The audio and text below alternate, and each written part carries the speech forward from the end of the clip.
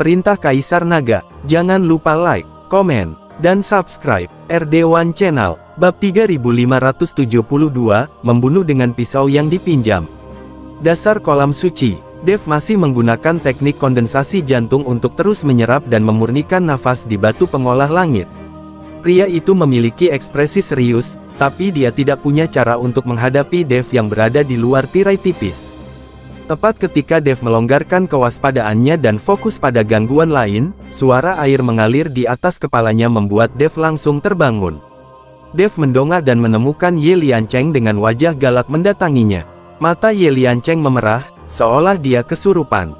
Dev tahu bahwa kesadaran Ye Liancheng terpengaruh. Ye Liancheng memiliki 3 ramuan dalam dari silsilah iblis api yang dapat menahan dinginnya kolam suci, namun, seiring dengan semakin dalamnya, apa yang muncul di kolam suci bukanlah makna dingin, melainkan tekanan yang sangat besar. Kekuatan Ye Liancheng di alam kesengsaraan tingkat 9 bukanlah masalah dalam menahan tekanan, tapi dia mengabaikan pengaruh kolam suci pada kesadaran spiritualnya. Jadi pada saat ini, Ye Liancheng tampak menjadi gila dan mendatangi Dev. Kekuatan alam kesengsaraan tingkat 9 Ye Liancheng meledak, dan dia tidak menahan apapun sama sekali. Dan dia tidak peduli jika kolam suci akan dihancurkan, sekarang kesadarannya rusak, dia hanya ingin membunuh Dev dan tidak mempertimbangkan hal lain sama sekali. Melihat Ye Liancheng menjadi gila, Dev mengerutkan kening dan dengan cepat mengaktifkan semua kekuatan di tubuhnya. Menghadapi biksu kelas 9 di alam kesengsaraan, Dev tidak berani bersikap santai atau ceroboh sedikit pun. Dev juga tahu bahwa mustahil membunuh Ye Liancheng sendirian. Jadi Dev melihat ke tirai tipis. Ye Liancheng masih belum tahu apa yang diwakili oleh tirai cahaya, dia juga tidak tahu tentang batu pengolah langit, jadi selama Dev menggunakan cara untuk membuat Ye Liancheng tertarik pada batu pengolah langit, itu saja. Nak, kembalikan manik roh apiku. Ye Liancheng meraung marah dan meninju Dev. Dev menggunakan seluruh kekuatannya untuk melawan, dan tubuhnya terus mundur setelah dipukul oleh Ye Liancheng. Pada akhirnya, Dev tidak berdaya untuk melawan, dan darah terus-menerus muncrat dari mulutnya. Ye Liancheng menatap Dev dengan galak, matanya penuh dengan penghinaan. Buka perutmu dan berikan aku mutiara roh api. Ye Liancheng berkata pada Dev. Oke, aku akan memberimu mutiara roh api. Dev benar-benar memuntahkan mutiara roh api. Tidak ada udara sedingin es di dasar kolam sekarang, jadi tidak masalah apakah ada mutiara roh api atau tidak. Melihat Dev memuntahkan mutiara roh api dengan patuh, Ye Liancheng sedikit terkejut. Dev melempar lingzu api itu keluar, tetapi lingzu api itu benar-benar berguling ke sisi lain dari tirai tipis.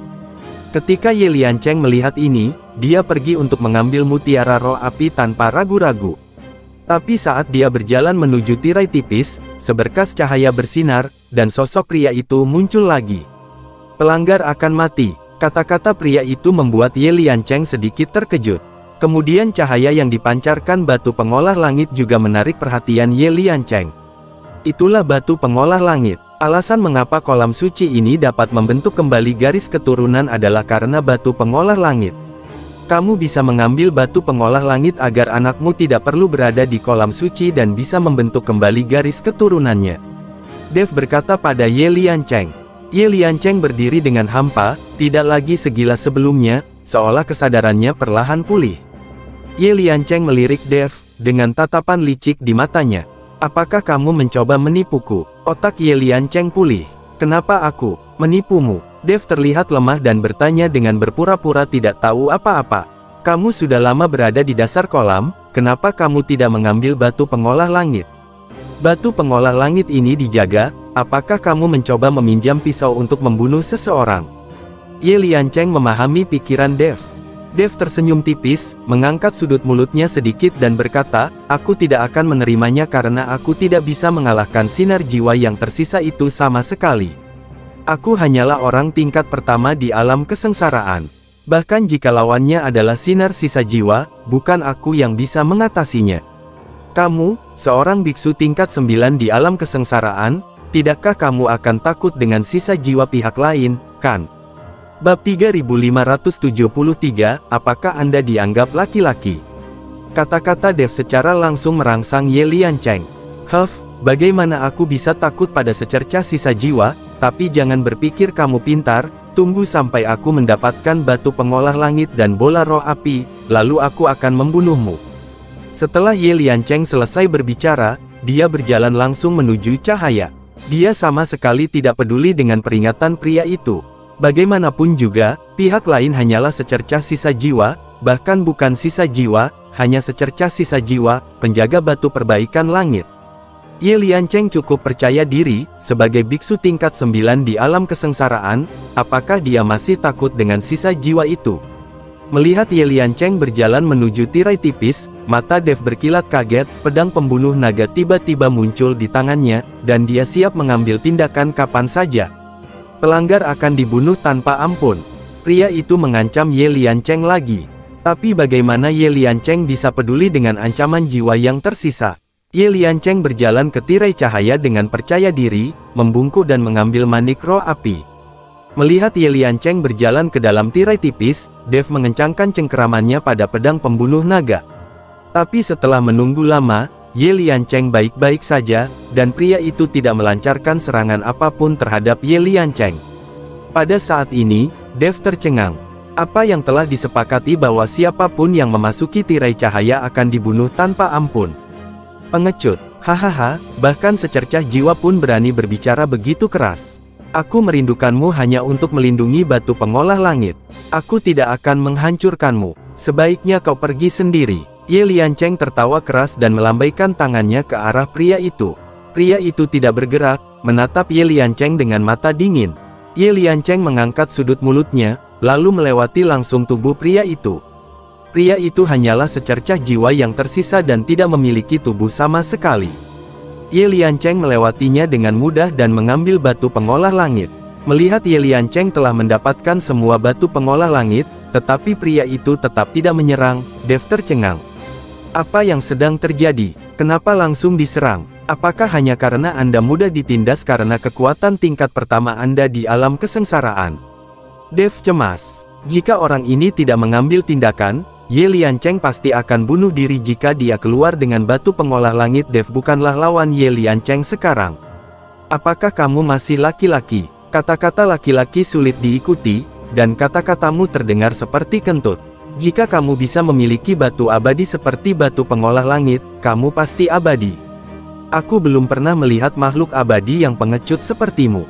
Saya benar-benar tidak mengerti, bagaimana Anda bisa menjadi abadi. Apakah Anda mengandalkan hubungan saling percaya dan melewati pintu belakang? Seorang kultivator tingkat 9 di alam kesengsaraan telah membuatmu takut. Menurutku kamu tidak memiliki banyak kekuatan, jadi berhentilah membual di masa depan. Dev mengutuk pria itu. Dev juga ingin membangkitkan semangat juang pria itu dengan melakukan ini. Dia tidak bisa begitu saja melihat Ye Liancheng keluar dari tirai tipis. Jika Ye Liancheng keluar, semuanya akan berakhir. Kutukan marah Dev membuat pria itu mengerutkan kening. Kamu bocah, kamu masih orang pertama yang berani mengutukku. Hari ini aku akan menunjukkan kepadamu apakah aku laki-laki. Setelah mengatakan itu, tubuh pria itu memancarkan sinar cahaya, dan kemudian tangannya berubah menjadi pedang dan menebas ke arah Ye Liancheng. Memotong, mata pria itu sangat dingin. Cahaya ilahi melintas. Mata Ye Liancheng melebar dan dia bahkan tidak punya waktu untuk bereaksi. Puff! Cahaya ilahi menembus tubuh Ye Liancheng dan membelah Ye Liancheng menjadi dua. Jiwa kehidupan Ye Liancheng mencoba melarikan diri, tetapi juga terputus oleh cahaya ilahi ini. Kamu Liancheng sudah mati. Seorang biksu tingkat 9 di alam kesengsaraan terbunuh dengan begitu mudahnya. Dev tidak dapat mempercayainya. Anda harus tahu bahwa ini hanyalah sisa jiwa, bagaimana bisa begitu kuat? Ye Liancheng sendiri tidak pernah mengerti sampai kematiannya bahwa sisa jiwa yang dia anggap remeh masih bisa memiliki kekuatan seperti itu. Nak, harap diingat bahwa ketika kamu naik menuju keabadian, aku akan memberitahumu apakah aku laki-laki atau bukan. Pria itu memandang Dev dengan dingin, lalu sosoknya perlahan kabur, dan akhirnya menghilang. Bab 3574. Ayo pergi bersama. Seluruh tirai cahaya juga menghilang, dan sekarang hanya mutiara roh api dan batu pengolah langit yang memancarkan cahaya. Semua tekanan di kolam suci menghilang, dan dasar kolam menjadi sangat tenang. Tuan Dev, Anda tampaknya telah menyinggung makhluk abadi. Jika Anda menjadi makhluk abadi dan memasuki dunia abadi, apakah Anda akan dibalas? Zeyan berkata pada Dev.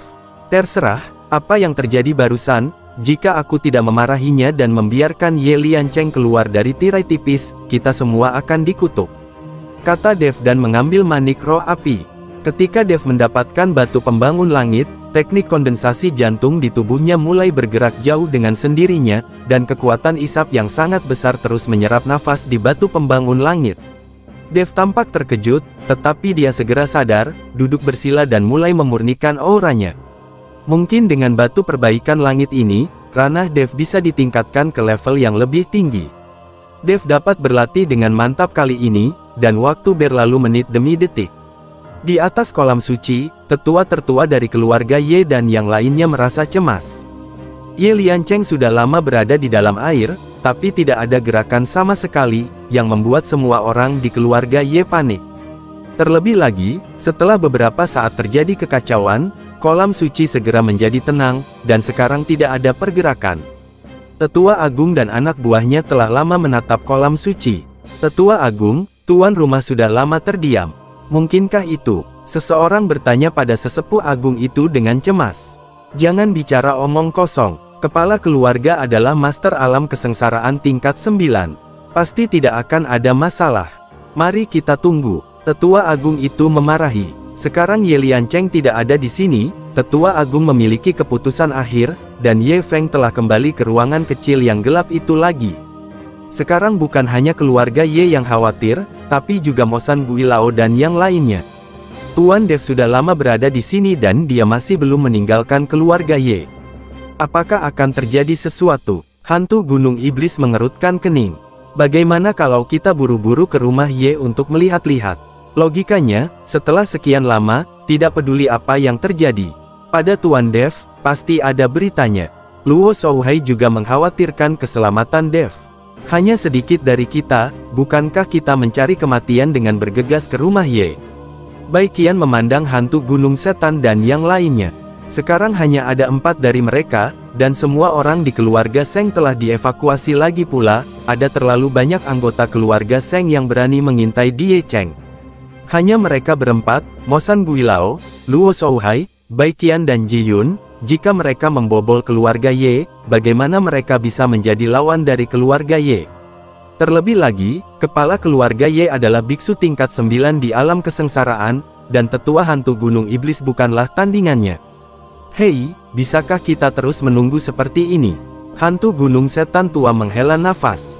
Semua orang terdiam, mereka berada dalam dilema saat ini. Ayo kita bergegas ke rumah Ye bersama-sama dan mencari Tuan Dev. Saat ini, Seng Busi tiba-tiba muncul di depan beberapa orang. Tuan Seng, bukankah kamu sudah kembali ke keluarga Seng? Melihat Seng Busi, Baikian bertanya dengan rasa ingin tahu. Saya kembali ke keluarga Seng. Saya membuat beberapa pengaturan sederhana dan membawa orang-orang saya kembali. Tuan Dev terjebak di keluarga Ye untuk menyelamatkan saya. Bagaimana saya bisa hanya duduk dan menonton? Sudah lama sekali, dan masih belum ada kabar tentang Tuan Dev. Kita harus pergi ke keluarga Ye untuk mencari tahu.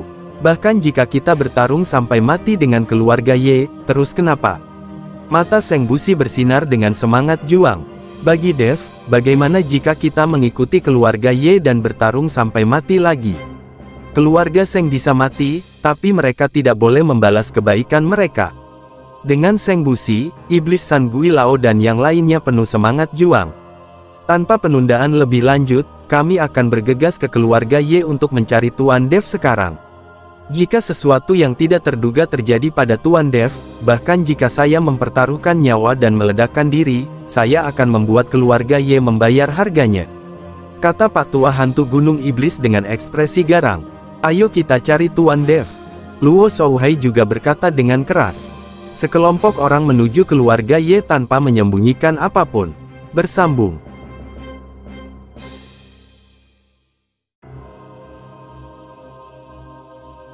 Bab 3575 Perintah Perlindungan Kota. Tetua Agung, keluarga Seng telah membawa orang kembali untuk membunuh. Tepat ketika Seng Busi dan yang lainnya sedang menuju keluarga Ye, seseorang segera melaporkannya kepada tetua keluarga Ye.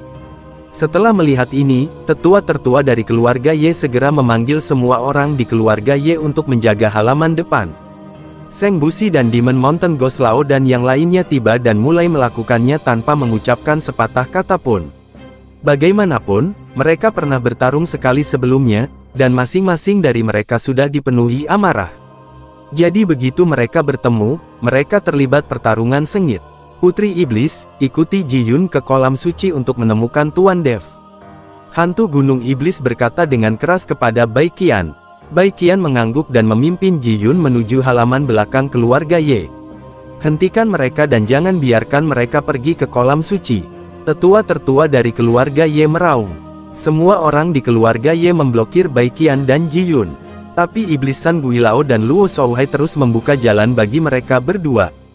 Pertarungan berpindah dari halaman depan ke halaman belakang, dan akhirnya berpindah ke lokasi kolam suci.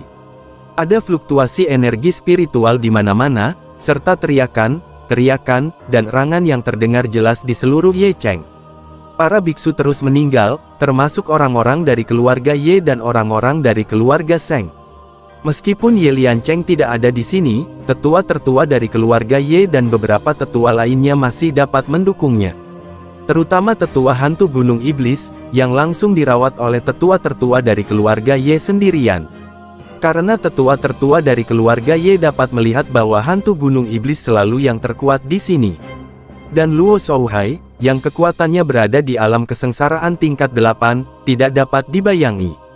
Jika bukan karena dua orang ini, keluarga Seng sendiri akan segera dikalahkan jika mereka bertarung dengan keluarga Ye. Keluarkan perintah untuk melindungi kota dengan cepat. Cepat, tetua tertua dari keluarga Ye mundur dengan mantap di depan tetua hantu Gunung Iblis, dan berteriak tanpa daya. Ye Liancheng tidak ada di sini, dan Ye Feng ada di ruangan gelap, tidak bisa berbuat apa-apa, sekarang hanya dia yang bisa memberi perintah. Bab 3576 Intuisi. Ye Cheng terus-menerus menyerang formasi. Seng Jiayue dan Seng Jiahui mengambil bagian dari keluarga Seng dan mengertakkan gigi untuk bertahan. Jimat diusir satu demi satu oleh keluarga Seng. Namun meski begitu, ia tidak bisa menahan pemboman semua orang. Retakan mulai terlihat pada perisai di sekitar formasi, diperkirakan tidak akan butuh waktu lama hingga formasi tersebut benar-benar runtuh.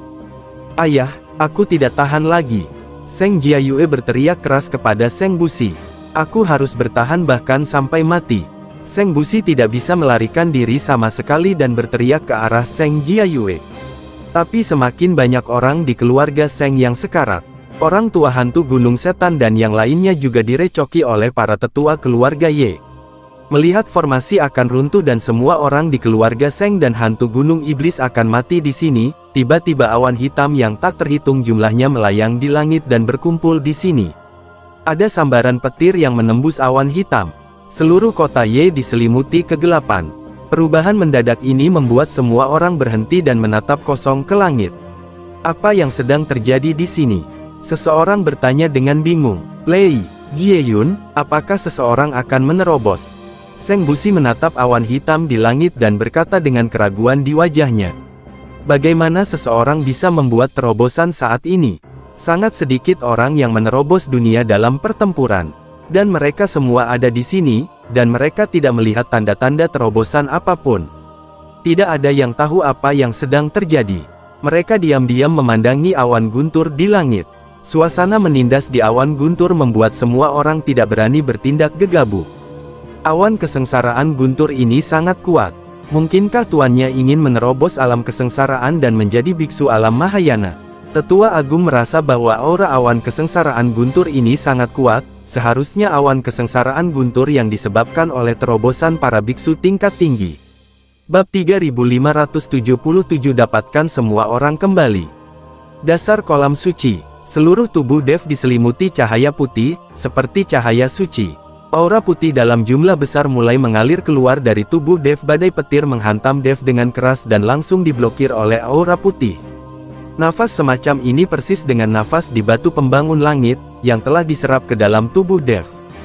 Saat nafas terus mengalir keluar, air di kolam suci tampak mendidih, bergulung-gulung, dan gelembung-gelembung membubung. Kemudian, air di kolam suci meledak dan berubah menjadi anak panah air yang melesat ke segala arah. Perubahan mendadak ini menyebabkan semua orang mundur. Lalu terjadilah ledakan. Sesosok keluar dari air dan terbang langsung keluar dari kolam suci. Selamat datang di Tuan. Setelah melihat ini, sesepuh agung segera berlutut dan menyembah. Anggota keluarga Ye lainnya juga berlutut dan beribadah. Tapi Seng Busi dan yang lainnya hanya menatap sosok yang keluar. Saat sosok itu perlahan melayang di udara, Seng Busi dan yang lainnya melihat kemunculannya dengan jelas. Tuan Dev, ini Tuan Dev. Ji Yun meraung gembira. Seng Busi dan yang lainnya juga bersorak, terutama Bai Qian, yang benar-benar menitikkan air mata karena kegembiraan. Bai Qian sudah memiliki perasaan terhadap Dev saat ini. Jika dia bisa, dia akan memberikan nyawanya untuk Dev. Dan Dev melayang di udara, dengan cahaya putih memancar ke sekeliling tubuhnya, seperti dewa yang datang ke dunia. Bencana guntur melanda Dev satu demi satu, tetapi tubuh Dev tetap tidak bergerak. Aura di dalam batu pengolah langit memang berbeda dengan energi spiritual. Ketika Dev membuat terobosan, aura kuat terpancar dari sekujur tubuhnya. Dev dapat dengan mudah menahan kesengsaraan guntur tanpa usaha apapun. Melihat pemandangan di depannya, tetua tertua dari keluarga Ye tercengang. Anggota keluarga Ye lainnya juga bodoh. Bersambung.